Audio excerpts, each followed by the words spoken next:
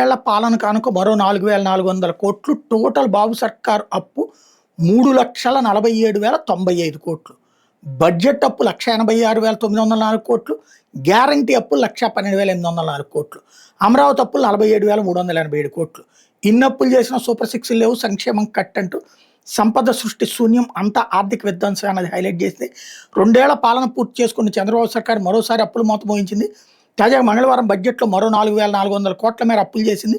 ప్రభుత్వ సెక్యూరిటీలను వేలం వేయడం ద్వారా ఈ మొత్తాన్ని రిజర్వ్ బ్యాంక్ ఆఫ్ ఇండియా సమీకరించి రాష్ట్ర ప్రభుత్వానికి ఇచ్చింది. దీంతో 2 ఏళ్లలోనే చంద్రబాబు సర్కార్ చేసిన అప్పులు ఏకంగా 3,47,095 కోట్లకు చేరినాయి. ఇందులో బడ్జెట్ అప్పులే 1,86,904 కోట్లు కాగా వివిధ ప్రభుత్వ రంగ సంస్థల ద్వారా ప్రభుత్వ గ్యారెంటీతో చేసిన అప్పులు 1,12,804 కోట్ల వరకు చేరుకున్నాయి. మరోపక్క రాజధాని అమరావతి పేరుతో మరో 47,387 కోట్లు అప్పులు చేశారన్నమాట.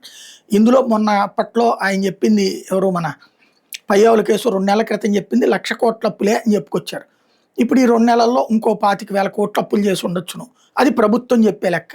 బట్ ఇదివరకు జగన్ ఎట్లా అయితే 14.5 లక్షల కోట్లు అంటూ ఏదేదో లెక్కలు చెప్పారో ఇప్పుడు వీళ్ళు కూడా అదే పద్ధతిలో ఏదేదో లెక్కలు చెప్పుకొస్తున్నారు.